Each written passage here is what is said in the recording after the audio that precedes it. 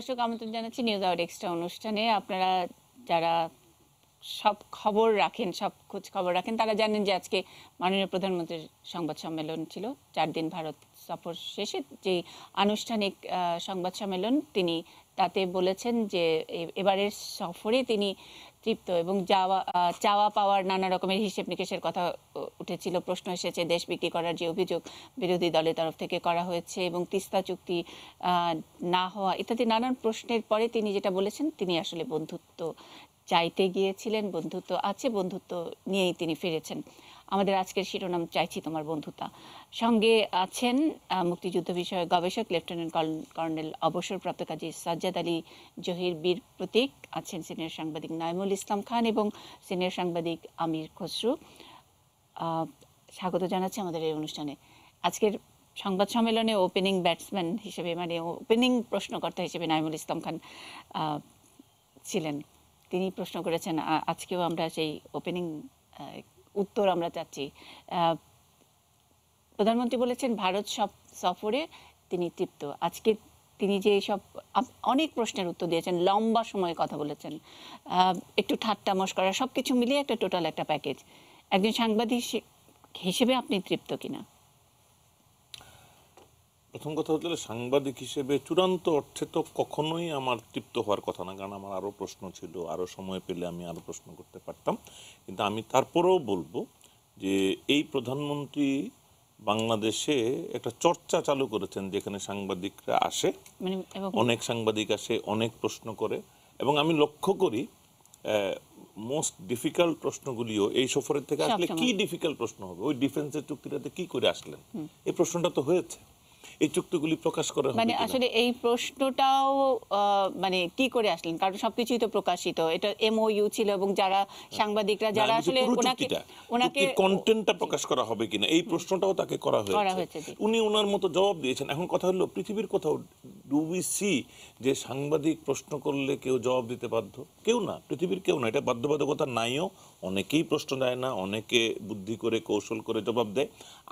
অনেকে সাংবাদিক সম্মেলনই করে না, অথবা সাংবাদিক সম্মেলন করলেও আসলে সেট কিছু প্রশ্ন নেয় না, অথবা সাংবাদিক সম্মেলন কিন্তু এখানে কিছু দলীয় লোক বসা থাকে, নানা রকম।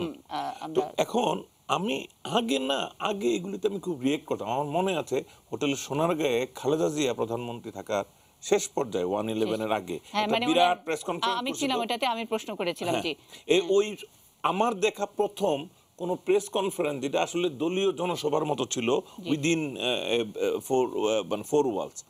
এখন আমি এটা এসে বিশাল এক দীর্ঘ প্রবন্ধ লিখেছিলাম যে আমাদের সাংবাদিকতায় প্রেস কনফারেন্স কাহাকে বলে, এটা ডেফিনেশনই আমাদেরকে এখন চেঞ্জ করতে হবে। যে প্রেস কনফারেন্স কি, যেটা আমরা পড়েছি, যেটা আমরা জেনেছি, এটা ওইরকম থাকে না। আপনার মনে আছে যে নির্ধারিত লোকজনকেই কেবল প্রশ্ন করার সুযোগ দেওয়া হতো, এবং কয়েকজন অতি কষ্টে অনেকবার হাত তোলার পরে একজন যিনি ডায়াসে ছিলেন, আমার মনে আছে বোধহয় আব্দুল মান্নান ভুইয়া, তিনি তখন একটু দূর থেকে আমাকে দেখে আপনাকে কথা বলে দেন। কিন্তু এর আগে আমি নাম উল্লেখ করতে চাই না, যারা বলেছেন তাদের প্রশ্নগুলি যদি, এগুলো তো সব রেকর্ডেড আছে, যে উনি কতটা স্তুতি করলেন আর পরে যে প্রশ্নটা করলেন, এটা কি একটা প্রশ্ন না মন্তব্য, এটাই আমার বুঝতে অনেক সময় চলে গেছে। বাট আমি ওই দিকে যাব না। আমি মনে করি যে আমরা অ্যাটলিস্ট এটাও তো একটা ট্রান্সপারেন্সি অ্যাকাউন্টেবিলিটির একটা প্রচেষ্টা।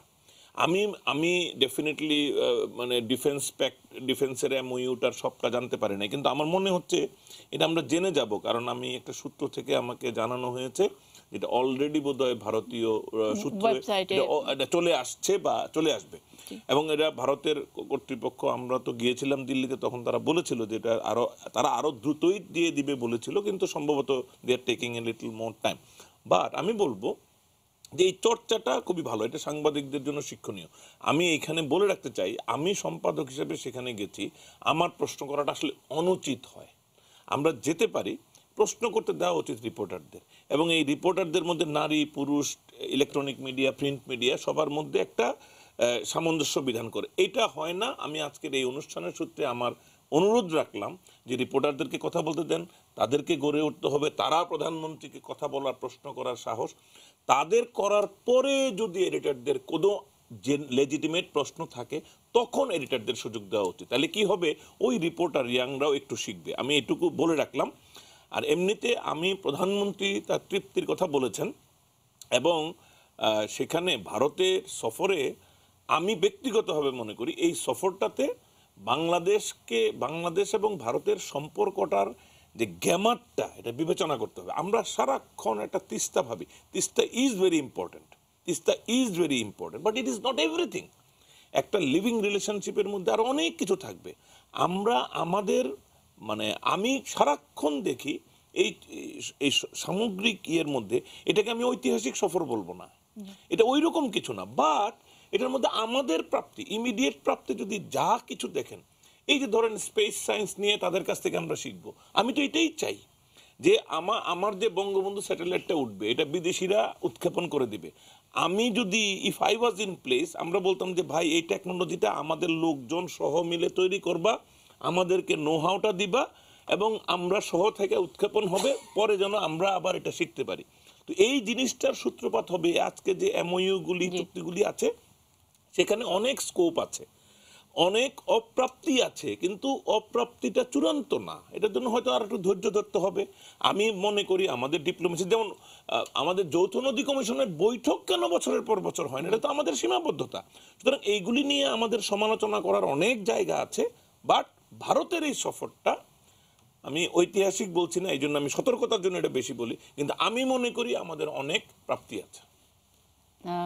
আমি সাজ্জাদ জহির আপনার কাছে পরে আসবো, আমি একটু আরেকজন সাংবাদিকের মূল্যায়ন শুনতে চাই। এরই মধ্যে 4 দিন প্রধানমন্ত্রী ভারত সফরে, আর তার আগে ভারত সফরে যাওয়ার আগেই নানা রকমের ওই যে তাওয়া গরমের যেটা আমরা বলি, যে অন্যতম প্রধান বিরোধী দল নানা রকমের ইস্যু নিয়ে, যে যদি সব কিছুই দিয়ে আসে আমাদের জন্য, যদি কিছুই না আসে তাইলে অন্যভাবে বিএনপি রিঅ্যাক্ট করবে। এবং যখন মাননীয় প্রধানমন্ত্রী নরেন্দ্র মোদীর সঙ্গে বৈঠক করছেন, তখন বেগম খালেদা জিয়া দেশ বিক্রি করা হয়েছে, আরও বিক্রি করা হবে ইত্যাদি নানা রকম। দেশটা আসলে কিভাবে বিক্রি করা যায়, কত দামে বিক্রি করা যায়, এবং সেটা নিয়ে কি কোনো স্পেসিফিক ধারণা? গতকাল আমাদের এখানে না, আমি বিষয়টাকে একটু অন্যভাবে দেখতে চাই। নাইমুল ইসলাম খান যেহেতু ওখানে ছিলেন, সুতরাং উনি অন্যভাবে এই বিষয়টাকে ব্যাখ্যা করেছেন। আমি একদম প্রফেশনাল সাংবাদিক হিসেবে বিষয়টাকে এই সফরের মধ্যে এবং সফরের যে চুক্তিগুলো হয়েছে এটা এবং এটার প্রেক্ষাপট, এটাই বিশ্লেষণ করতে চাই, যদি আমাকে সময় দেওয়া হয় একটু। 1 নম্বর কথা হচ্ছে যে ডিপ্লোমেসিতে একটা কথা আছে, দুটো কথা খুব ইম্পর্ট্যান্ট, যে you cannot choose your neighbour. আপনি আপনার প্রতিবেশী নির্ধারণ করতে পারবেন না, এটা এটা হলো একটা। আর দ্বিতীয় হচ্ছে যে no enmity and friendship is permanent, what is permanent is national interest.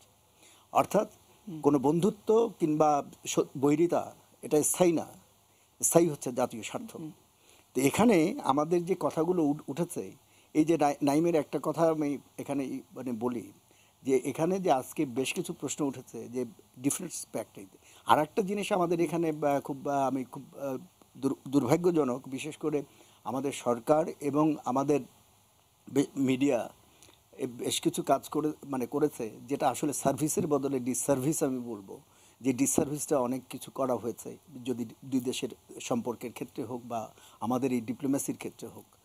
এই প্রেক্ষাপটটা তাহলে আপনি বলছেন মানে আমি স্পেসিফিক যদি এইটুকু একটু জানতে চাই, একটু ব্যাখ্যা যদি করবেন, যে মিডিয়া এবং সরকার কোনটা ডিসসার্ভিস করেছে? ডিসসার্ভিসটা আমি বলছি, ডিসসার্ভিসটা হচ্ছে তারপরে আমি ব্যাখ্যায় যাচ্ছি।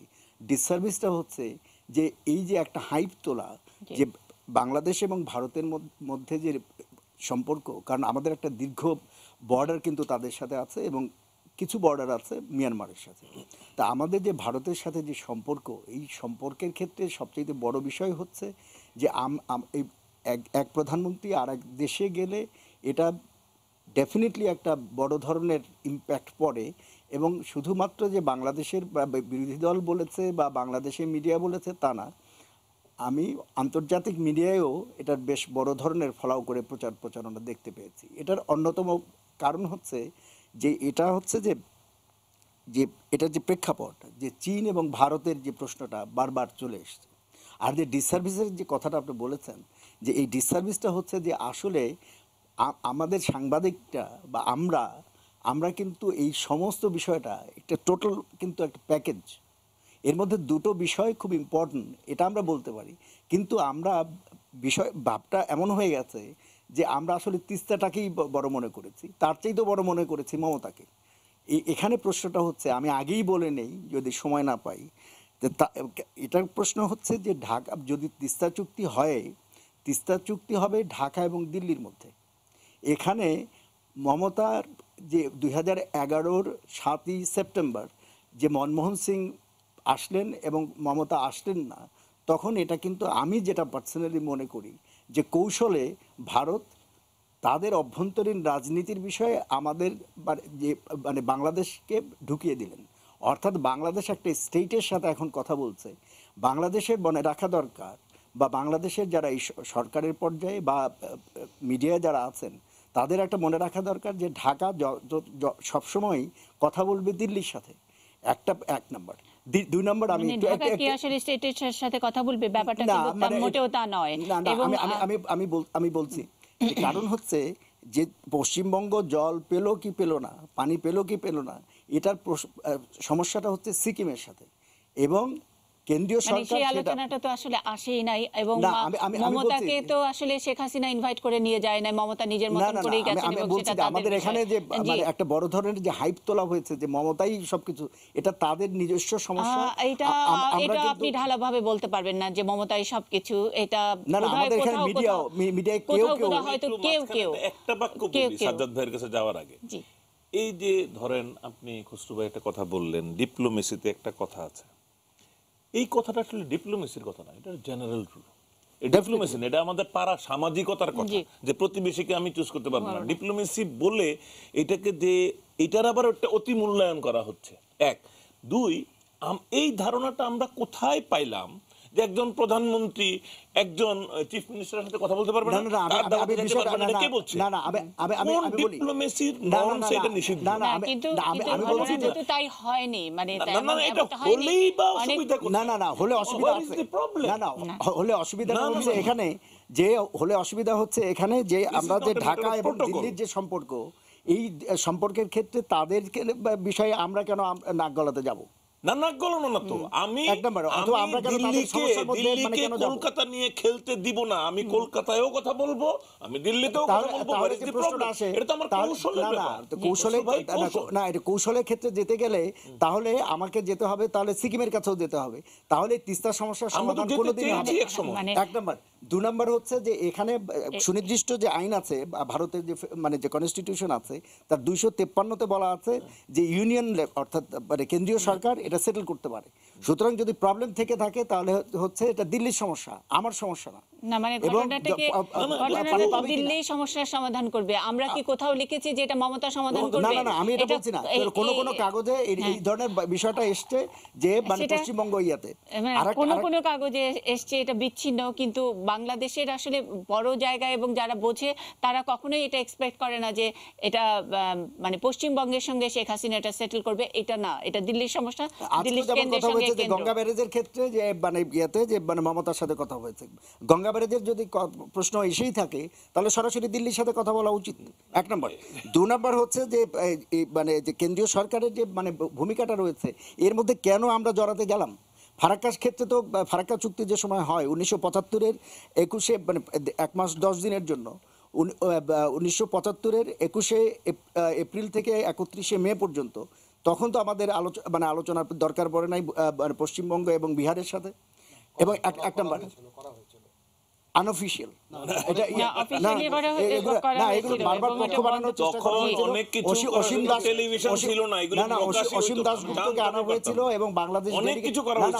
অসীম দাশগুপ্তকে আনা হয়েছিল একবার। আমি ওই সময় এই আলোচনার মধ্যে ছিলাম। তখন আমাদের যে এক্সপার্টরা তারা উঠে গেলেন যে না, উনি পশ্চিমবঙ্গের প্রতিনিধিত্ব করতে পারবেন না, যদি ভারতের প্রতিনিধিত্ব করেন তাহলে আমরা মেনে নিতে রাজি। তখন বলা হলো যে অসীম দাশগুপ্ত বললেন যে উনি ভারতের প্রতিনিধি ওই হিসেবে। আমি এখন বলছি যে আপনার পয়েন্টটা আমি একটু বুঝতে চাই। ডিসসার্ভিসটা কি বললেন যে বাংলাদেশের মিডিয়া এটা একটা হাইপ তুলেছে, এটা ভুল জায়গা। আমার প্রশ্ন হচ্ছে যে দিল্লির ভারতের যে সমস্যাটা আছে, পানির যে সমস্যা, প্রাপ্তির যে সমস্যা, তিস্তায় পানি নেই, এটা এটা বাস্তবতা, কিন্তু কেন না, এটা নেই? বাস্তবতা না। এই বাস্তবতা আপনি বলতে পারবেন না, কারণ ওই 4 দিন আমি তিস্তার পানি, আপনি ছবি দেখবেন, আমাদের না না রিপোর্ট আছে। বাস্তবতা হচ্ছে এই যে পানি আমি পানি পাচ্ছি না, আমি কিন্তু রিপোর্টার পানি হিসেবে আছে কি 4 নাই? দিন, না, এই আমি 4 আমি দিন বলছি, কাজলডোবাতে না না ছিলাম। আমি বলি তিস্তায় পানি নেই, আমি বলছি যে বাংলাদেশের অংশে পানি নেই, কিন্তু ভারতে পানি আছে কি নেই এটা হচ্ছে ভারতের, মানে এটা হচ্ছে না, আমি বলছি যে আমি সাংবাদিক হিসেবে আমি আপনার কথা আমি একটু ইয়ে করবো। আপনি ডিসসার্ভিসের কথা বলছেন, এটাও একটা সার্ভিস। যেখানে মমতা ব্যানার্জি বলছে যে উনি বাঁকুড়াতে গিয়ে বলছে আমার তো তিস্তায় পানি নাই, কিন্তু আমরা উনি এটা কেন সিকিমকে বলছেন না? না না না না, সেটা সেই প্রশ্ন মমতা মুন্নির একটা ব্যানার্জিকে অন্য পেলে তো point আমরা আছে। তো আমরা তো গিয়ে দেখে আসছি, পানি দেখাচ্ছি, আছে, হ্যাঁ। বাংলাদেশের টেলিভিশনে মানুষ দেখছে না, না, যে তিস্তায় পানি আছে, তিস্তায় কিন্তু পানি বাংলাদেশ আছে নাকি অংশে পানি কোথায় নেই। বাংলাদেশে পানি আটকে থাকে, সেটাই তো পানির বার্গেনিং। আমার আমার প্রশ্ন হচ্ছে যে এটা দিল্লির সাথে আমি করব এক্স্যাক্টলি, সেটার জন্যই তো বসু শেখ ভাই, হাসিনা। দিল্লির সাথে আপনি তো গিয়ে আমি- রিপোর্টিং আমি করতে আমি পারবেন, মানে আমি এই জায়গায় পশ্চিমবঙ্গের এই বিষয়টা, এতে বিষয়টা দীর্ঘায়িত হবে, জি। না না না না। এবং এটা কখনোই বসু ভাই, না, আপনি এটা continue তো করেন। কেউ বলেই বসু না। ভাই, বলি আপনি যে কন্টিনিউ আমি- করেন, কিন্তু আমি আমি- একটা প্রধানমন্ত্রী কিন্তু আজকে পরিষ্কার বলেছেন জি, যে দিল্লির সাথেই হবে, জি। প্রধানমন্ত্রীর উপরই এটা নরেন্দ্র মোদি মোদির এবং- উপরই গুরুত্ব দিয়েছেন। বাট উনি বলেছেন যে মমতা যখন এই কথাটা না, না, বলেছে, আমি বলি যে তাদের যে জয়েন্ট Joint স্টেটমেন্ট যেটা communique, জি। বেরিয়েছে 62 দফার, এর 40 দফাটা তাহলে পড়ে দেখেন, ওখানে কিন্তু স্পষ্টভাবে বলা আছে, দিল্লি কিন্তু বলছে যে মানে লিখিত বক্তব্যে যে হ্যাঁ এটা করা হবে, মানে এবং এটা at the request of the Bangladeshi prime minister, এবং জানুয়ারি 2011-র ভিত্তিতে এটা মানে আপনার এই এবং নরেন্দ্র মোদী এই বিষয়টা সেটেল করবেন। তারপরে তো আর আসলে কোনো debate-ই থাকে না। কিন্তু তারপরে মমতা- এই মমতাকে নিয়ে আসা এবং মমতা যে মানে আপনার প্রপোজাল দিয়েছে এবং পাল্টা প্রপোজাল দেওয়া হয়েছে, বাংলাদেশের মিডিয়া যে বারবার এই যে একটা পক্ষ নিচ্ছে, আমার বক্তব্য হচ্ছে যে এইটা জিনিসটা ঠিক আমি হচ্ছে। আবারও আপনার সঙ্গে আমি একটু বিরোধিতা করব। বাংলাদেশের মিডিয়া আসলে মমতার পক্ষ নেয় নাই। তারা মমতা না, না, যেখানে মমতার পক্ষ ফ্যাক্টর না, হওয়ার মমতার চেষ্টা করেছে, ভূমিকাটাকে তুলে বাংলাদেশ ধরছে। না না মমতা বাংলাদেশ এই চেষ্টা বিষয়টা করেছে। আসলে মানে মমতাকে যে একটা অতি গুরুত্বপূর্ণ বিষয়, এটা ভারতের জন্য গুরুত্বপূর্ণ হতে পারে। আমি ঢাকা কেন এই মানে পলিটিক্সের মধ্যে ঢুকতে যাব? একেবারে আসলে উড়িয়ে দেওয়ার মতো। উনি তো মধ্যাহ্নভোজে উনি অংশ নিয়েছেন, উনি একসঙ্গে বসে মিটিং করেছেন, সেটুকু খবর তো ভারতীয় প্রতিনিধি হিসেবে যদি করেন তাহলে আমার জি। কোনো অসুবিধা নেই, কিন্তু যদি উনি আলাদাভাবে পশ্চিমবঙ্গের ইয়াতে, এটা তো জি। এত সিরিয়াস কিছু না বিষয়টা। না, কে এটা- কার মিটিং এ আসলো, ভারত জি। সরকার কোন স্টেট চিফ মিনিস্টারকে আনলো। তো আমি যেটা কথা বলতে চাই সেটা হলো যে একজন হেড অফ দ্য স্টেট একটা দেশে কেন যায়? জি, শুধু চুক্তি করতে যায় না, সম্পর্ক বাড়াতে যায়। আমরা যেটা বলেছি, বন্ধুতা। লিডারশিপ জি। সম্পর্ক কথা বলি।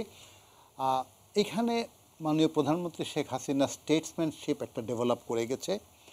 যেভাবে উনি ভারতের প্রত্যেকটা নিউজ পেপার, মিডিয়াতে, টেলিভিশনে কাভারেজ পেয়েছেন, যা বলা হচ্ছে very confident leader, very polite leader, smiling face of Bangladesh, জি। এটাই তো প্রয়োজন। আর শুধু 54 নদীর মধ্যে একটা নদী তিস্তা, এটা রাজনীতি আছে আমি জানি, এর মধ্যে অনেক ফেলিওর আছে, না আছে, অনেক কিছু আছে, কিন্তু আজকে যে আমরা এই 4 দিনের মধ্যে ট্র্যাক 1 ডিপ্লোমেসি থেকে ট্র্যাক 2 অ্যান্ড ট্র্যাক 3টা কভার করলাম, এটা কিন্তু কেউ চিন্তা করলো না। ট্র্যাক 2টা হচ্ছে ইনস্টিটিউশন বাই ইনস্টিটিউশন। জি। India foundation, one of their biggest জি। ফাউন্ডেশনস, বিজেপি ফাউন্ডেশন, ওইখানে তারা ইনভাইট করেছে। It was a very lively discussion and our prime minister gave a very proper and a very intelligent speech there. একটা কথা, এরপরে যেটা হলো যে এই যে চেম্বারের বিষয়টা, ব্যবসায়ীদের বিষয়, this is definitely track 3 diplomacy. She is sitting there with their ministers. ওরা অ্যাবাউট $9 বিলিয়ন একটা প্রপোজাল আলাপ করলো, আগে তো এগুলো আমরা দেখিনি। তাহলে কি দাঁড়াচ্ছে যে ওনার ভিজিটের সঙ্গে সঙ্গে are the people gaining confidence in her leadership, এখানে একটা বিষয় আছে, আমার জানতে হয় বিষয়টা। জি। আরেকটা কথা আমরা একেবারে ভুলে যাচ্ছি যে ওনার একটা দিন প্রায় গেছে ভারতীয় শহীদ সৈনিকদের সম্মাননা জি করার স্যার, জন্য। আমি এটা একটু বিস্তারিত শুনবো বলেই আজকে আমরা আপনাকে আমন্ত্রণ এই ব্যাপারটা জানিয়েছি। একটু আলাপ করা উচিত। ট্র্যাক 3-র কথা বলছিলেন, পিপল টু পিপল কানেক্টিভিটির কথা বলেছিলেন। এই সফরকে উদ্দেশ্য করে আমরা বাংলাদেশের মিডিয়া কিন্তু ভারতের জনগণের কথাও শোনার চেষ্টা করেছি, বিশেষ করে ওই তিস্তা পাড়ের এবং ওই অঞ্চলগুলোর মানুষের কথা আমরা বিরতির পরে এসে নিশ্চয়ই দেখাবো। ওই এলাকার মানুষ আসলে কোন লিডারশিপের উপরে আস্থা রাখছেন। থাকুন আমাদের সঙ্গে।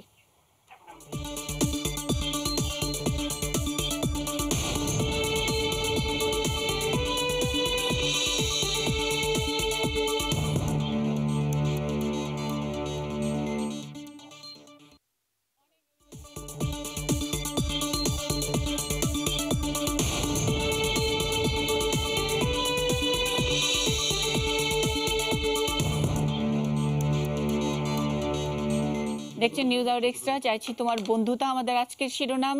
সঙ্গে আছেন মুক্তিযুদ্ধ বিষয়ক গবেষক লেফটেন্যান্ট কর্নেল অবসরপ্রাপ্ত কাজী সাজ্জাদ আলী জহির বীর প্রতীপ, আছেন সিনিয়র সাংবাদিক নাইমুল ইসলাম খান এবং সিনিয়র সাংবাদিক আমির খসরু। বিরতিতে যাবার আগে স্যার আপনাকে একটু থামিয়ে দিয়ে গেছিলাম, আপনি কথা বলার আগে আমি একটু আমির খসরুকে একটু সহযোগিতা করতে চাই। সম্ভবত দেখেন নাই, আমরা সব সাংবাদিকরা একরকম করি না নিশ্চয়ই। যে সময় মমতা যখন নাকি বলছেন যে আমি তো তার নিজে সাংবাদিক। পানি নাই, তখন আমরা পানি আছে কি নাই, তার দিকে পানি আছে কেন সাধারণ মানুষের সঙ্গে কথা বলেছি এবং গত 4 দিন ধরে না, এখানে এগুলোর আমি- পাশাপাশি আমরা দেখানোর চেষ্টা করেছি। খুব ছোট্ট অংশ দু একটা দেখাচ্ছি। বাংলাদেশে দিব নাকি এইখানে রাখবো? এই ব্যাপারে তো অনেকদিন আগেও একজন আসছিল, বাংলাদেশ থেকে আসছিল। জলের প্রবলেম সবারই। আচ্ছা, তা আমাদের এই বাংলাদেশে যদি একটু জল দেয় আপনাদের কি প্রবলেম হবে? কৃষকদের কি প্রবলেম হবে? খালি তো আপনাদের কথা বলে। প্রবলেম এর মধ্যে এই যে এই জলটা সব কৃষকে নিতেছে। আচ্ছা, তারপর তা আমরা ওই যে ওইখান দিয়ে যে বন্ধ করে দিছে, তিস্তার মাঝখান দিয়ে যে বন্ধ করে দিছে, কোন দিকে? আমাদের যে জল যায় না, আমাদের নদীটা যে শুকনা। ওখানে কৃষকের অসুবিধা করে তো। হ্যাঁ, তো একটুখানি জল দিলে আমাদের দুই দেশ সমান সমান করে নিলে আপনারা মমতারে ভোট দিবেন না? আমরা তো মমতারাই দিয়ে আসতেছি এই কয় বছর ধরে। আচ্ছা, যদি বাংলাদেশে জল দেয় তাহলে কি ভোট দিবেন না? ওটা ঘটনা এলো, ওখানে দেশের পরিস্থিতি যা ওইরকমই না হবে। জলের দরকার তো আমাদেরও, এই জায়গারও জলের দরকার আছে। তারপর ওই যে বাটিতে ডাঙ্গা, এই জায়গাটা তাও দুপা, হ্যাঁ, বাটিতে আরো ডাঙ্গা, ওইদিকে আরো জল লাগে বেশি। এইখানকার মানুষ কি হবে না? জলটা কম পাবে। হবে, কিন্তু আপত্তি আছে আপনাদের? আপত্তি তো আছে, ওই জন্য তো মমতা ব্যানার্জি আজকে গেছে, তো কালকে গেছে। ওটা খালি মমতা ব্যানার্জির আপত্তি, এখানকার মানুষরা বলে তো এখানকারও মানুষের আছে। আমরা তো ঠিকই আজকে এসব বলছে। না না, ঠিক আছে, কে বলছে ঠিক আছে? এই জলটা যে জল জমি চাষ হয় ওদিকে, এই জমি দিয়ে জল চাষ হয়, ওই রিং ক্যানাল আছে, জল চাষ হয়, জমি চাষ হয় না, ধান চাষ হয়, সবজি হয়, আপত্তি তো আছেই। আজকে কি হচ্ছে? আজকে কোথায় হচ্ছে বলেন? আজকে হচ্ছে তো দিল্লিতে হচ্ছে, তিস্তাতে বাংলাদেশের জল সাপ্লাই করতে হবে, এরকম এই জলটা বন্ধ করতে হবে। জলটা যে খাইলে আপনি জলটা যাবে, ওইটা তিস্তাতে বাংলাদেশকে জল দিতে হবে, জলটা ইয়ে দোষায় রাখতে হবে, কিছুটা আমাদের চুক্তি হচ্ছে। বাংলাদেশে যে শেখ হাসিনা আছে প্রধানমন্ত্রী, তার সঙ্গে চুক্তি করতেছে নরেন্দ্র মোদী। আজকে দিল্লিতে বসে আছে না, কালকে আসছে, 4 দিন থাকবে। চাকরি থাকবে।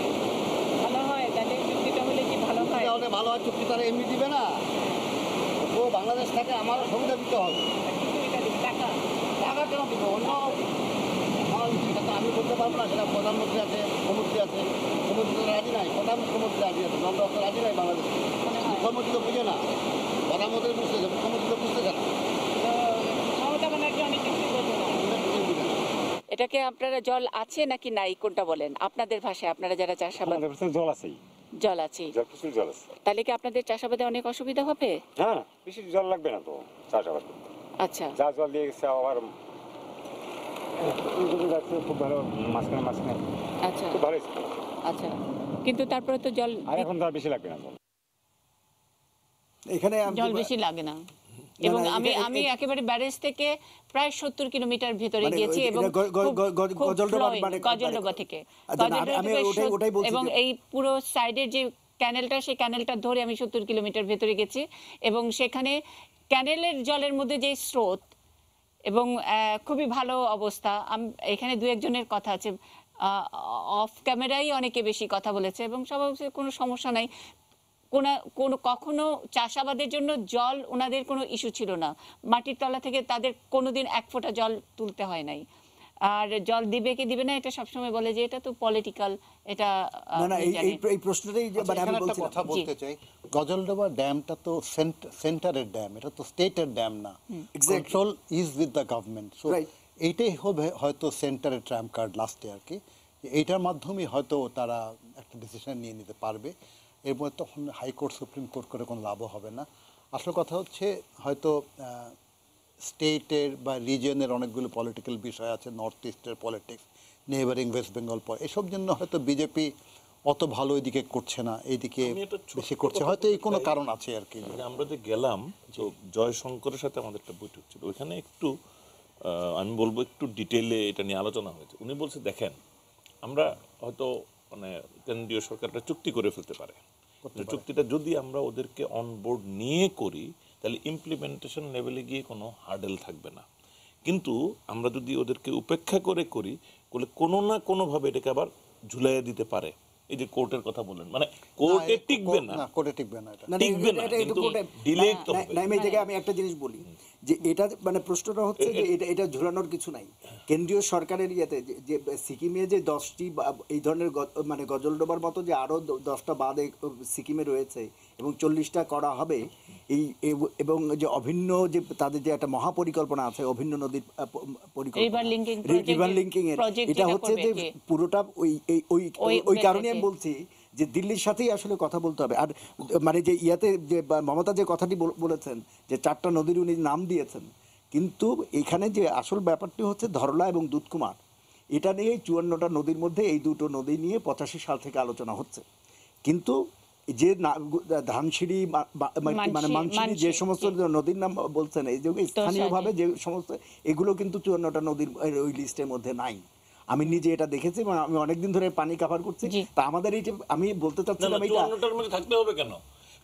শুনেন, মমতা তো এটা 54 ভিত্তিতে কথা বলে নাই। উনি না, বলেছেন যে উনি ওটা নিয়ে ওনার রাজনীতিটা করেছেন। আমি না, রাজনীতির আলোচনা পরে, সত্য মিথ্যা পরে, মানে উনি যেটা বলেছেন যে ওইগুলির থেকে পানির প্রবাহ বাড়ানোর একটা চেষ্টা করলে এটা ভালো হয়। না, এটা না, ওনার না, বক্তব্য। তবে- I do not agree with her. আমি একটা জিনিস বলি, তবে, ধরলা এবং দুধকুমারের ক্ষেত্রে খসরু ভাই, কিন্তু আলাদা অববাহিকা এবং আলাদাভাবে এটা কথা খসরু ভাই, হচ্ছে। এটা নিয়ে আমাদের তবে এত সময় আজকের ক্ষয়িত সংবাদ বনে কিছু সম্মেলনে নাই। সবচেয়ে চমৎকার কথাটা নিশ্চয়ই মানে দিল্লিতে যদি সাংবাদিকরা প্রশ্ন করতেন মাননীয় প্রধানমন্ত্রীকে এই মমতার বিকল্প নদী প্রস্তাব নিয়ে, এবং তিনি যদি ওই কথাটি বলতেন, আমরা হয়তো বোধহয় ওইটাই পিক করতাম যে মমতার এই যে অল্টারনেটিভ নদীর প্রশ্ন, সেটাকে বাউন্স করে দিয়েছেন মাননীয় প্রধানমন্ত্রী। এবং That এটা is একটা the খুব very উল্লেখযোগ্য ঘটনা।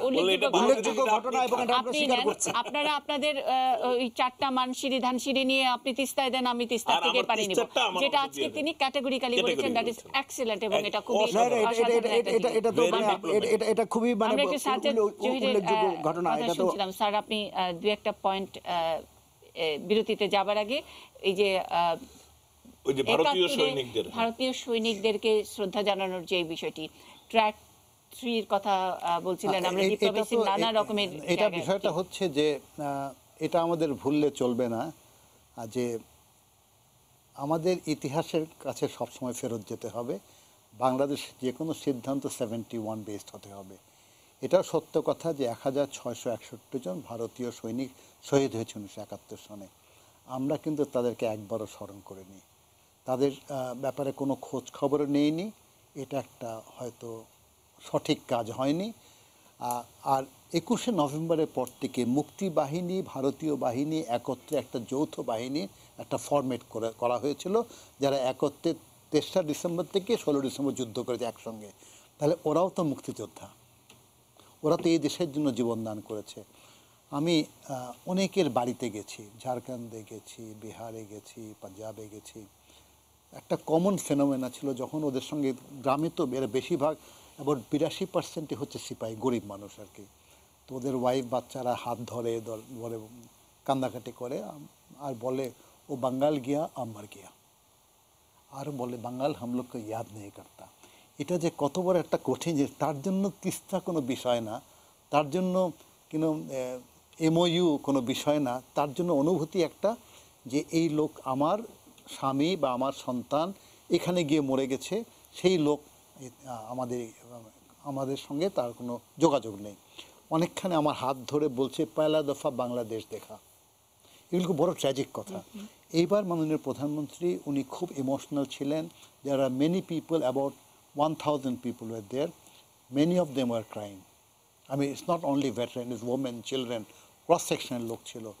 And the way she engaged and embraced, আমি একটা কাজ চেষ্টা করেছিলাম ভারতীয় বাহিনীকে বলে যে মহিলা বেশি আনার জন্য, নেক্সট অফ কিন ছেলে মেয়ে হলে মেয়েটাকে আনো, so that she can embrace them, because she wants to embrace them. এই যে ইমোশনটা উনি দেখিয়েছেন, this will go a long way. Because এখানে মানুষ বলেছে, এবং আমি কয়েকটা চ্যানেল ওরা ইন্টারভিউ নিয়েছে এবং ওদের আলোচনার মধ্যে বলেছিল, she looks like a leader with a heart, it's not politics, it's genuinely she feels about it. এই যে এই কথাগুলো কিন্তু প্রয়োজন হবে। কখন হবে? when the final diplomacy comes in, the final decisions come in, তখন leaders will only take decision, তখন মানবিকতার বিষয় আছে। মিস্টার মোদি প্রোটোকল ভেঙে এয়ারপোর্টে চলে গেলেন, কি নাম, স্টিয়ারের সামনে দাঁড়িয়ে পড়লেন। This is not a part of protocol. ঠিক একই দিনে কিন্তু অস্ট্রেলিয়ার প্রধানমন্ত্রীও দিল্লিতে গিয়েছিলেন, ওরকম তাকে কিছু কিন্তু একজন কি বিদেশ বিষয়ক প্রতিমন্ত্রীকেও রিসিভ করতে গিয়েছিলেন। আরেকটা কথা ছিল, জেনারেলি রাষ্ট্রপতি ভবনে এত বড় ডেলিগেশন কেউ রাখে না। আমাদের যতদূর জানি যে ওনার personal staff, secretaries and even মন্ত্রী সাহেব সবাইকে রাষ্ট্রপতি ভবন রাখা হয়েছে। এটা কি মিন করে? এটা মিন করে যে স্পেশাল রিলেশনশিপ একটা গ্রো করছে আর কি আমাদের মধ্যে। এই ব্যাপারগুলো কিন্তু প্রয়োজন। এই কেন প্রয়োজন? যে আমার ভাই বলেছেন, we can change our neighbours, we can challenge them but cannot change them. শান্তিপূর্ণ সহাবস্থানে থাকতে হবে। আর আমার দেশ যখন আগাতে হবে তখন প্রতিবেশীদের সহযোগিতা দরকার হবে। এর মধ্যে আমি আশ্চর্য হয়ে যাই যে ডিফেন্স ট্রিটির কথা অনেক কিছু বলছে, বাট ওরা কি সব জিনিসটা পড়েছে?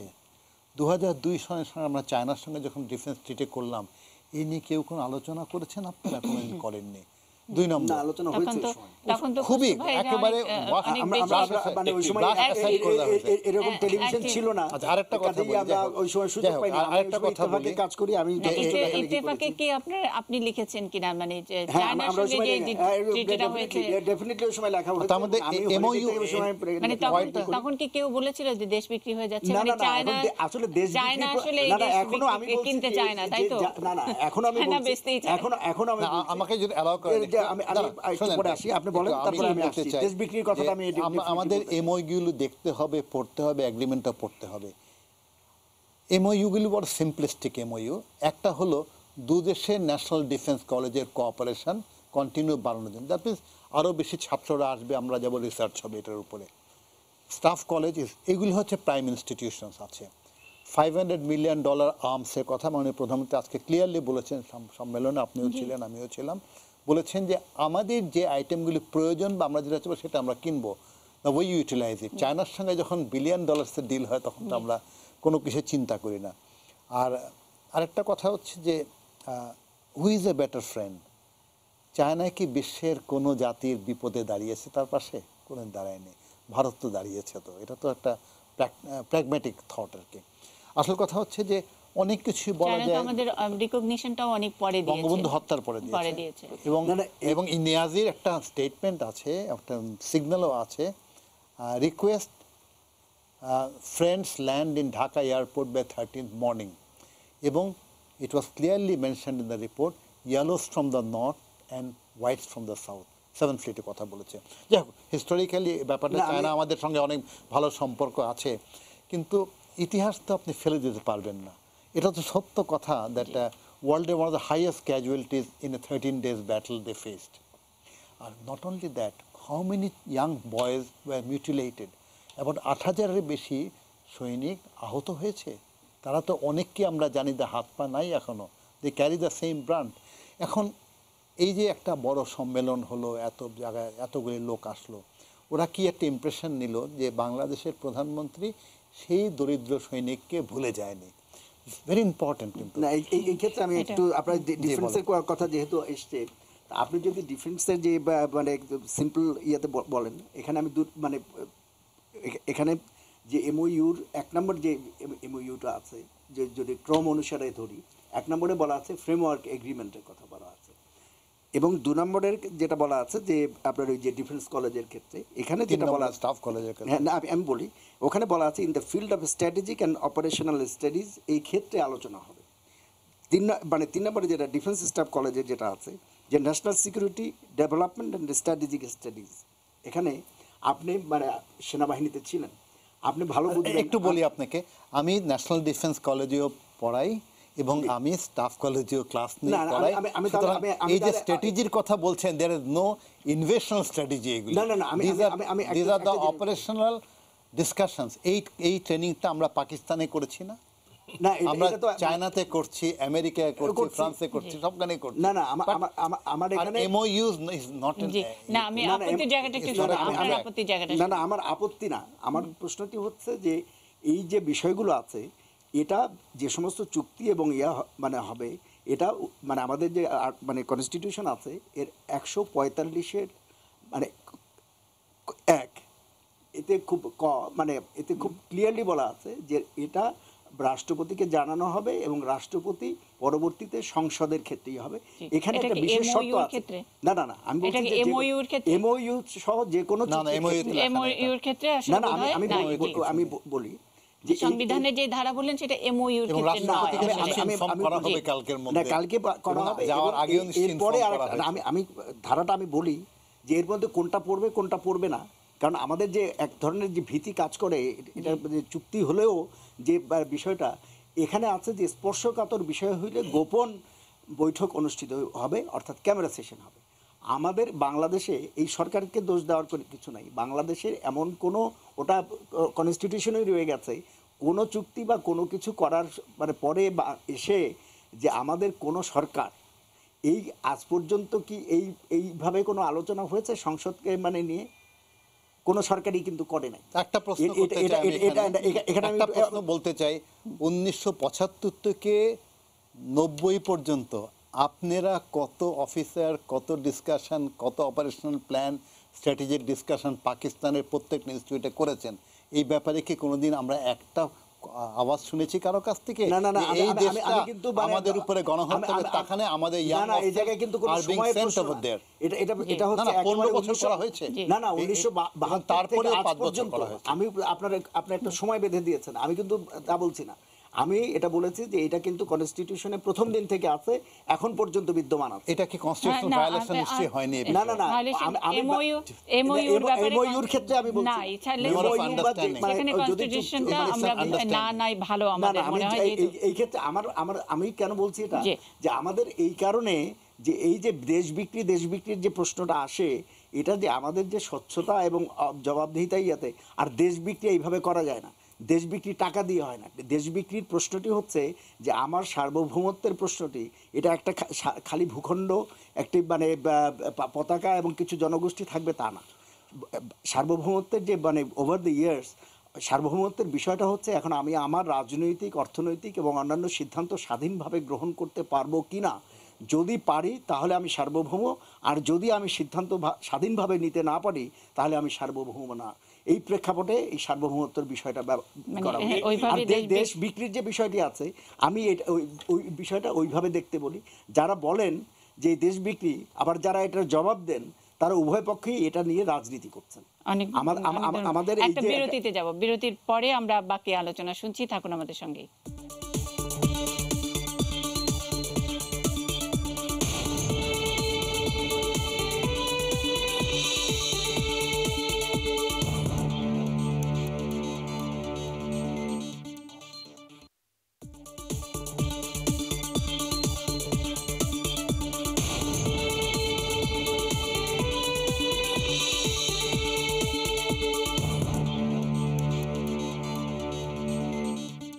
নিউজ আওয়ার এক্সট্রা, চাইছি তোমার বন্ধুতা আমাদের আজকের শিরোনাম। আমরা আমাদের সহকর্মী আশিকুর রহমান অপু গত 4 দিন ধরে দিল্লিতে মাননীয় প্রধানমন্ত্রীর যে সফর সেটা কভার করছিলেন। তিনি ফেরার পথে আসলে মমতা ব্যানার্জির সঙ্গে তার দেখা হয়েছে এয়ারপোর্টে, সেখানেই ছোট্ট একটি প্রশ্ন করেছেন, ডোর স্টেপ ইন্টারভিউ। আমরা একটু দেখে নিতে চাই সেই সাক্ষাৎকারটি।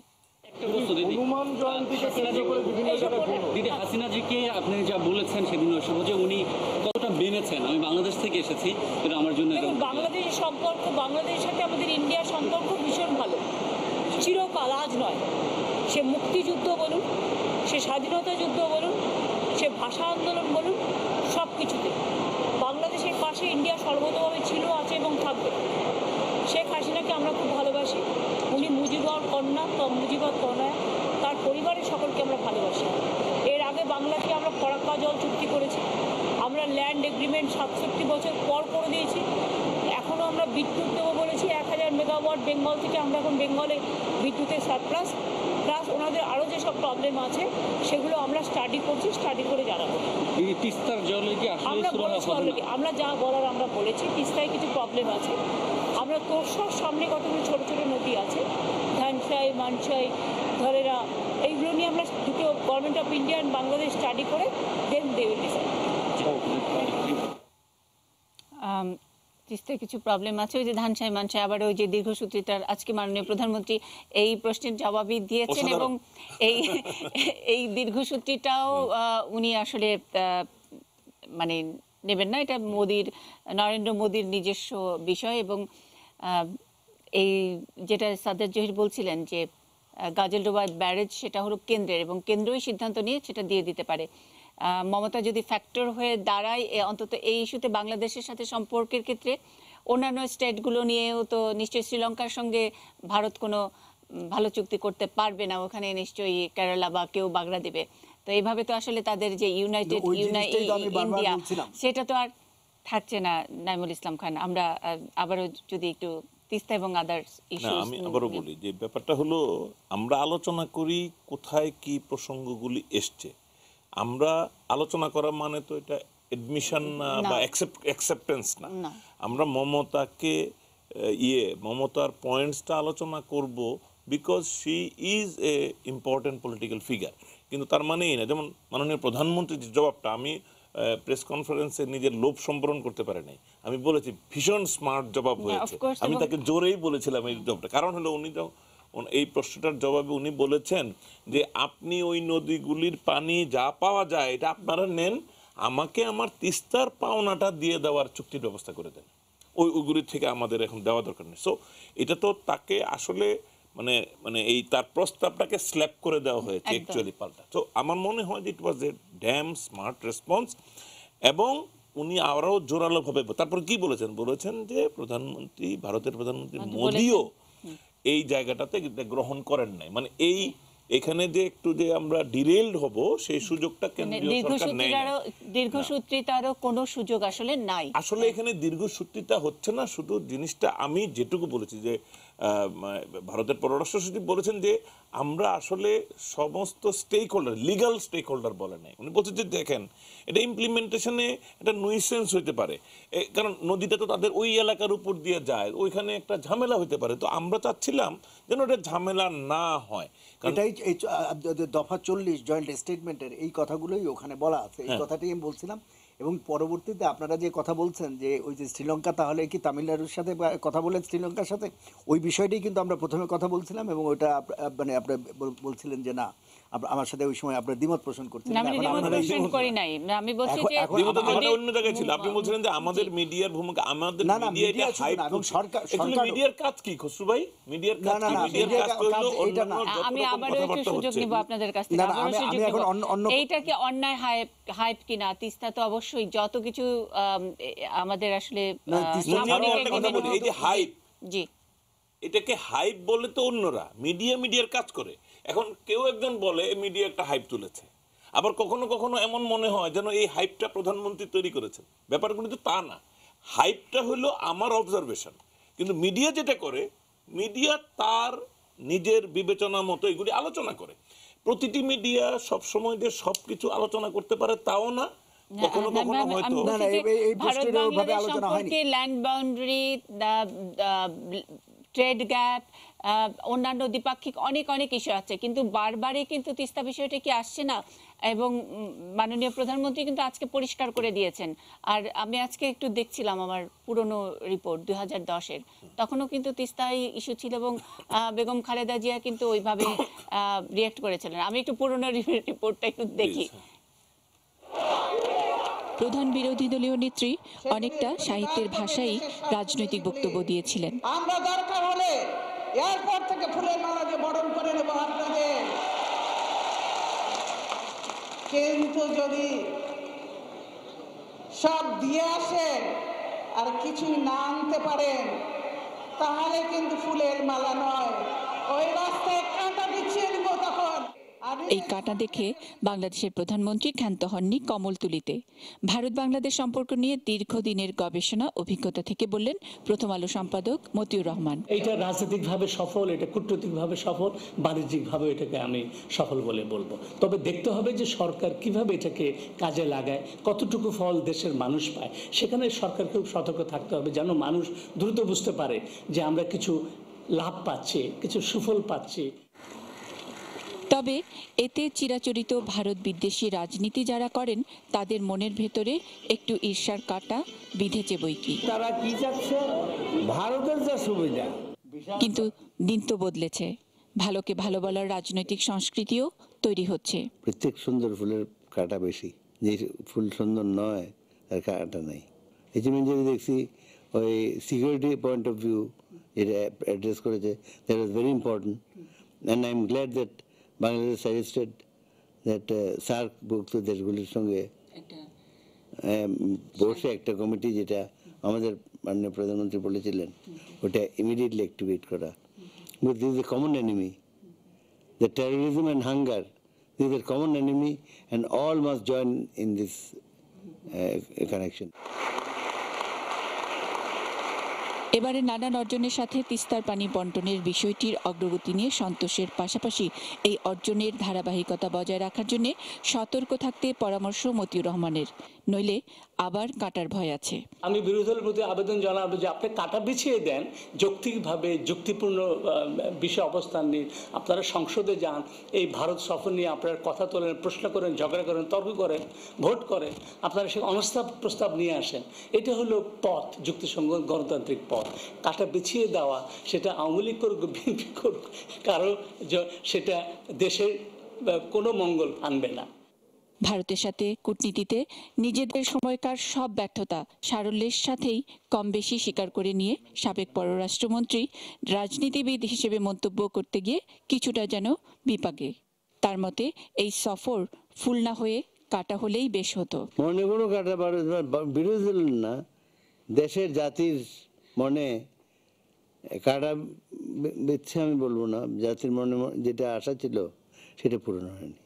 তিস্তার ন্যায্য হিসেবে যখন ফুল দিয়েছেন উনি কিন্তু একটু দেখে একটু চেক করছে কাটা আছে কিনা, এটা দেখছিলেন মাননীয় প্রধানমন্ত্রী। এই 2010-এরও তো সেই একই ইস্যু, 11-তে মনমোহন সিং এর সফর, এবং ভারতের সঙ্গে তিস্তার বিষয়টি যতক্ষণ না পর্যন্ত সেটেল হবে ততক্ষণ পর্যন্ত হাইপ বলেন আর যাই বলেন সেটা তো আমরা আসলে অন্য ব্যাখ্যা আমি দিয়েছি, এটাও আমাকে দিল্লিতে বলতে হয়েছে। এটা তো হলো হাইপ, আমরা এটা বলি হাইপ, কিন্তু হাইপটা কেন? হাইপটা হলো এই জন্য যে আমরা আসলে মনমোহন সিং এর সফরের সময় আমরা উই ওয়ার রেডি যে চুক্তিটা হয়ে যাবে। এটা তো 24 ঘন্টা আগে জিনিসটা উল্টে গেল। তো এটাকে ওই যারা নাকি এডিকশনে পড়ে এটাকে বলে উইথড্রয়াল সিম্পটম, একটা আমাদের জনমনে একটা উইথড্রয়াল সিম্পটম হয়েছে। এইটা উজ্জ্বল না, এটা হচ্ছে যে মানে এর চাইতে বড় বিষয় হচ্ছে যে এই যে 2010 সাল থেকে আমি যে জিনিসটা বলছিলাম যে এই আশ্বাসের যে মানে বিষয়টা, এবারে নরেন্দ্র মোদী যে আশ্বাস দিয়েছেন, আমি বিশ্বাস করি যে কোনো কিছুই হয়নি এটা না। নরেন্দ্র মোদী এটা বিশ্বাস করেন এবং জয়েন্ট স্টেটমেন্টে কিন্তু এই কথাগুলো এসছে। আমি শেষ করি, তারপরে এখন প্রশ্নটি হচ্ছে যে এখানে যদি একটা সুনির্দিষ্ট টাইম ফ্রেম দিয়ে দেওয়া হতো তাহলে বাংলাদেশের জনগণ, এই যে আমরা যেটা হাইপ বলছি, এটা কিন্তু একটা ভীতি এবং উদ্বেগের প্রশ্ন দাঁড়িয়েছে যে আসলে যে 2010 থেকে এখন পর্যন্ত আমরা কিন্তু এই আশ্বাস শুনে আসছি, এইটার ক্ষেত্রে এই কারণেই কিন্তু এই বিষয়টা কিন্তু রং। প্রথম কথা হচ্ছে ওই উইথড্রয়ালের পর আর কোনো আশ্বাস কেউ দেয় নাই যে কালকে হবে, পরশু হবে। আপনি এটা কোথায় পেলেন আমি জানি না, এটা উইথড্রয়াল সিম্পটম, এটা ওই দিন হয় নাই, তারপর থেকে এটা হচ্ছে ভীতি এবং উদ্বেগ। আমি একটু সাজ্জাদ জহিরের কাছে শুনতে চাই। ওই যে মাননীয় প্রধানমন্ত্রী আজকে প্রেস কনফারেন্সে খুব চমৎকার বলেছেন যে ধামা নিয়ে যায় নাই তো কিছু আনবে, কিছুই যদি না আনতে পারেন, এই একই কথা কিন্তু বারবারই সবসময় যে কোনো সফরেই আমরা শুনি, সেটা ভারতের সঙ্গে হোক আর অন্য যে কোনো জায়গায় হোক। মানে এইটা কি মানে একজন রাষ্ট্রের যিনি নির্বাহী, তার সফর মানে কি খালি আনতে যাওয়া, মানে ধামা নিয়ে যাওয়া? মানে কেন আসলে এই এক্সপেকটেশন কি পেলাম, মানে খালি পেলাম মানে টাকার অঙ্কে কেন করে? একটা বাক্য বলে দেন, উনি বলছিলেন যে আমরা কি চাইতে গেছিলাম নাকি? এক্স্যাক্টলি না, উনি ধামা নিয়ে, আমি চাইতে যাই নাই তো। দেশের সঙ্গে সম্পর্কটা আরেকটু বাড়িয়ে নেওয়া, ওদের লিডারশিপের সঙ্গে আমাদের লিডারশিপের সম্পর্কটা আরো স্ট্রঙ্গার প্ল্যাটফর্মে আনা, এটাই তো ছিল বিষয়টা। আর এর মধ্যে অনেক বড় ডেলিগেশন যায়, তারা কাজ করে, তারপরে কিছু কিছু এগ্রিমেন্ট হয়, কিছু এমওইউ হয়, কিছু বিজনেস ডিলস হয়, এগুলো বিষয়টা আর কি।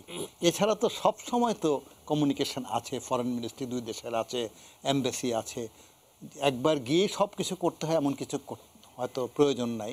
সুতরাং আমাদের দেশে ভিজিটগুলো আমরা অতি বেশি বড় আকারে দেখি আর এক্সপেকটেশনও বেশি করি হয়তো, কিন্তু অনেক দেশে দেখেছি আমরা যে এখানে ভিজিটটা হলো অনেক টুকু গুডউইল অ্যাকচুয়ালি। আর আজকে যেটা এটা সম্মান প্রেস মিটিং না ছিল, এটা হচ্ছিল something like meet the press actually. উনি কোনো সাংবাদিক সম্মেলন ছিল না, মিট দ্য প্রেস, যে দেখা করি কথা বলি আর কি। অ্যান্ড উনি এইভাবেই হয়তো ব্যাপারটাকে গ্রহণ করেছেন। আর আমাদের সাংবাদিক ভাইরা একই রকম প্রশ্নই করেছেন, ফ্রি অ্যান্ড ফ্র্যাঙ্ক ডিসকাশনটা, এটাই হলো মিট দ্য প্রেস। জি, আমরা একটু এই মিট দ্য প্রেস থেকে একটুখানি শুনে যাই। যে প্রশ্ন করেছি এটা আবারও একটু দর্শকদের জন্য আরেকবার একটু শোনাতে চাই। মাননীয় প্রধানমন্ত্রী এর উত্তরে কি বললেন, যে কি পেলাম তার উত্তরে? আমি ভারতে গেছি, আমাদের বিএনপি নেত্রী বলে দিল যে মানে দেশ না, তারা তো বলেই যাচ্ছে দেশ বেঁচেই দিচ্ছি। তো আমি শুধু ওই যে ওইটুকু বলছিলাম, যে ধামা চিনেন তো সবাই, ব্যাগ দিয়ে যে বড় বানায় যেটার মধ্যে ধান চাল দেয়, আমি বললাম যে ধামা ভরে নিয়ে যাচ্ছি, ফেরি করে বেঁচে আসছি। আর কি বলবো, মানে দেশটার জন্য ওইরকমই। তো শেখ হাসিনা দেশ বেচে না, দেশের স্বার্থ রক্ষা করে এবং রক্ষা করতে জানে, স্বাধীনতা সার্বভৌমত্ব রক্ষা করতে জানে, উন্নয়ন করতে জানে। এবং আমি জাতির পিতা বঙ্গবন্ধু শেখ মুজিবের মেয়ে, এ কথাটা ভুলবেন না কখনো। কাজে আমার হাতে দেশ বেচা হয় না, যারা উড়ে আসে জুড়ে বসে তারাই স্বার্থের জন্য বেচে। নাহলে ভাঙাচুরের সেরা গেঞ্জির থেকে কোথায় উঠছে, ফেন্সি ফোন আর সান্ডিলিয়া চালায়, তো তারাই বেচে, আমরা বেচি না। আমরা যা ছিলাম তাই আছে আজ পর্যন্ত। আপনারাই দেখছেন যে এত বছর যেরকম আছি সেরকমই আছি। বিএনপি নেত্রী কি বললো না বললো, তারা কি করলো আমি জানি। আমার এই কনফারেন্সের পরেই তো শুরু করবে তারা ঘ্যানোর করে বলতেই থাকবে। তো বলতে থাকো, জ্ঞান করলে আমার কি আসে যায়? আমার দেশের জন্য কাজ করি, আমার নিজের আত্মবিশ্বাস আছে, আমি যা দেশের মঙ্গলের জন্য কাজ করি, বাস এটাই আমার বিশ্বাস আছে, আমি আমার আত্মবিশ্বাস নিয়ে চলি। একটা ছোট্ট বিরতির পরে আবারও ফিরছে নিউজ আওয়ার এক্সট্রায়, থাকুন আমাদের সঙ্গে।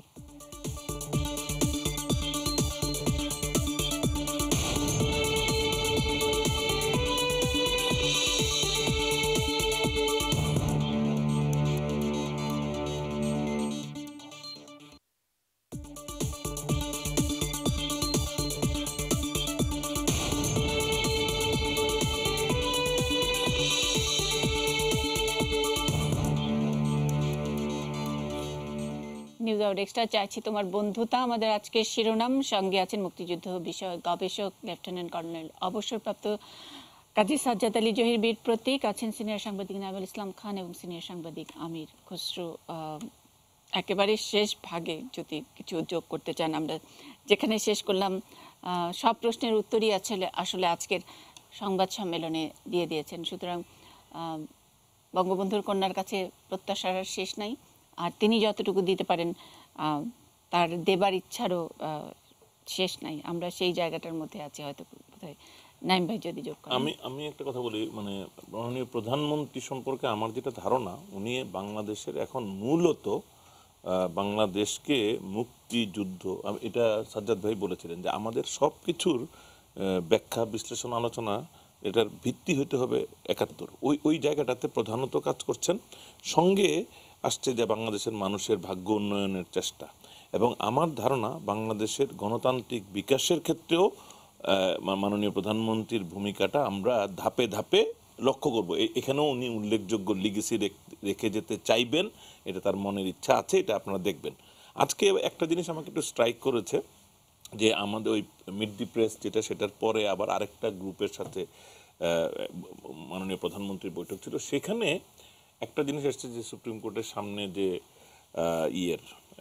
স্ট্যাচুটা স্থাপন করা হয়েছে, হেফাজতের যে 4 দফা দাবি, তার 3টি মেনে নেওয়া হলো, এবং তাদেরকে যে স্নাতক পর্যায় পর্যন্ত সমমানের ডিগ্রি ইত্যাদি সেগুলো সব মেনে নেওয়া হলো। আপনি যেটা বলছিলেন, এই যে জিনিসগুলির মধ্যে এখানে কিন্তু আমাদেরকে এটা বুঝতে হবে যে এই যে ফোর্সটা মাননীয় প্রধানমন্ত্রী চাইলে আগামীকাল সকালে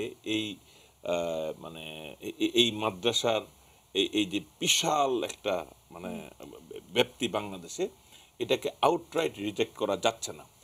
আমার যেটা মনে হয় তার পলিসিটা মূলত হচ্ছে তাদেরকে যেভাবে এটা শৃঙ্খলার মধ্যে আনা। একবার আনতে পারলে তারপরে ধাপে ধাপে ধাপে ধাপে একটা সিচুয়েশন তৈরি করা যাবে। আমার মনে হয় এটা একটা দীর্ঘমেয়াদে চিন্তা করতে হবে, আজকের প্রতিক্রিয়া নয়। এমনকি সুপ্রিম কোর্টের সামনে এই স্ট্যাচুটার বিষয়েও তিনি বলেছেন, তিনি কিন্তু বলেন না এটা সরিয়ে ফেলতে, তিনি বলেছেন যে মানে আমি প্রধান বিচারপতির সাথে কথা বলবো। এখন আমরা একটু ধৈর্য ধরলে এটা বুঝতে পারবো, কারণ এটার সেন্সিটিভিটিটা এমন যে আমরা এখানে উল্লেখ করতে পারি যে পৃথিবীর বহু দেশ সর্বসম্প্রতি সৌদি আরবের নেতৃত্বে অ্যাবাউট $200 মিলিয়ন দেওয়া হচ্ছে। কেন? আইএস যে সমস্ত ঐতিহাসিক পুরাকীর্তি মূর্তি এগুলি ভেঙেছে, এগুলি রিপেয়ার করার জন্য কে টাকা দিচ্ছে? মুসলিম world. We have to understand এগুলি। এই যে আমাদের হুজুরদেরকেও জানানো, আমরা কি ইন্দোনেশিয়া থেকে কেউ যাচ্ছে না যে অন্যতম মুসলিম দেশ, এবং তাদের প্রত্যেকটি রাস্তার মোড়ে মোড়ে সেগুলা কি না ইন্দোনেশিয়াতে স্পেসিফিক্যালি কিন্তু এই মহাভারত রামায়ণের ক্যারেক্টারগুলো কিন্তু আপনি দেখবেন, গারুদার থেকে শুরু করে রথচড়া থেকে শুরু করে সব আপনি অনেস্টলি বলছি আপনি ইন্দোনেশিয়া বলেছেন, আমি একটু মালয়েশিয়াটা অ্যাড করলাম, কারণ আমি কিছুদিন আগেই একটা ফিচার পড়েছি তো যে এই মূর্তিগুলিকে আলোকসজ্জিত করা হয়েছে মালয়েশিয়া, সম্প্রতি আমি একটা ফিচার পড়ছিলাম। সো আমাদের হয়েছে কি, আমার ধারণা মানে মূর্তি না স্কাল্পচারটাকে আমরা সেটাকে এটাকে মূর্তি আমরা বলছি। এই যে আমাদেরও তো সমস্যা এটাই, আমরাও এটাকে মূর্তি বলি। এটা তো মূর্তি না, আসলে এটা তো শিল্প। এখন ভাস্কর্য। তো এই এই যে কথাটা আমি আপনাকে ধন্যবাদ জানাই যে আমার ত্রুটিটা আপনি ধরালেন। এখানেই আমাদের সমস্যা, কিন্তু আমরা কোনটা ভাস্কর্য, কোনটা শিল্প, আর কোনটা ধর্মীয় উপাসনার মূর্তি, এই পার্থক্যটাও আমরা কিন্তু স্পষ্ট করতে পারি। এই ক্ষেত্রে আমি একটা জিনিস বলতে চাই, এটা হচ্ছে কয়েকটা বিষয় এখানে উল্লেখ করতে হবে। যে হেফাজতকে নিয়ে যে রাজনীতি করা হচ্ছে, যে এবং আমাদের যে রাজনৈতিক দলগুলো শুধু হেফাজতকে না, আসলে ধর্ম নিয়ে রাজনীতির করা উচিত না, এই ধরনের বক্তব্য অনেকেই দিচ্ছেন। কিন্তু আজকে আমি মানে খুব অবাক হলাম যে এটা কিন্তু একটা ধারাবাহিকতার এই যে হেফাজতের যে বক্তব্যগুলো, যে কারণ পাঠ্যপুস্তকের যে ঘটনাটা ঘটিয়েছে এটা আমাদের মানে ভুললে চলবে না। দ্বিতীয় হচ্ছে যে ধর্মাশ্রয়ী রাজনীতির যে প্রশ্ন আছে, যে একসময় হেফাজতকে কাছে টেনে নেওয়া, আবার হেফাজতের যে সময় যে ঢাকা সিজ করতে এবারে তারা আসতো, তখন যে অবস্থা, তখন বলা হলো যে এটা বিএনপি করছে। কাজেই একটা বিষয় আমাদের মানে মনে রাখতে হবে যে সমাজটা এগোচ্ছে না। আমি যেটা শঙ্কিত এবং আমার কাছে মানে শঙ্কার বিষয় হচ্ছে যে সমাজটা আসলে পিছিয়ে যাচ্ছে, এবং এটা হচ্ছে রাজনীতির না। আমি একটা শেষ মানে বলতে চাই না, আমি একটা লাইনই আমি বলে যাই। আর প্রধানমন্ত্রীর ওখানে বলতে চাই যে সবকিছুই পাওয়া যায় না, এটা না, এটা বলাটাও হচ্ছে এক ধরনের ভুল কথা। নিশ্চয়ই প্রাপ্তি আছে, এবং এই প্রাপ্তিটা পূর্ণ হবে যে যদি এই তিস্তাটা অল্প সময়ের মধ্যে শেষ হয়ে যায়। আমরা আশা করি। আর দুইটা আলোচনা হয়েছিল বিস্তারিতভাবে এই সফরে। একটা ছিল জঙ্গিবাদ নির্মূল করার জন্য দুই দেশের একত্রে কাজ করা এবং পরিকল্পিতভাবে কাজ করা। আরেকটা ছিল 25শে মার্চকে আমরা গণহত্যা দিবস ডিক্লেয়ার করেছি, সেই ব্যাপারে ভারতের কাছে অনেক তথ্য আছে, তারাও আমাদের সহযোগিতা করেছে। 25শে মার্চটা বিশ্বজুড়ে গণহত্যা দিবস হিসাবে স্থাপিত করার জন্য তাদের সহযোগিতা আমরা কামনা করেছি। এটা একটা বিষয় আমাদের জানতে হবে। জি স্যার, আর আজকে যে হেফাজতের বিষয় নিয়ে কোনো মন্তব্য করবেন কিনা, যেগুলো নিয়ে মাননীয় প্রধানমন্ত্রী আজকে পরের মিটিংটাতে যাচ্ছে? না, ওই মিটিংটা আমি সঠিকভাবে শুনিনি, এখানে শুনলাম আমি।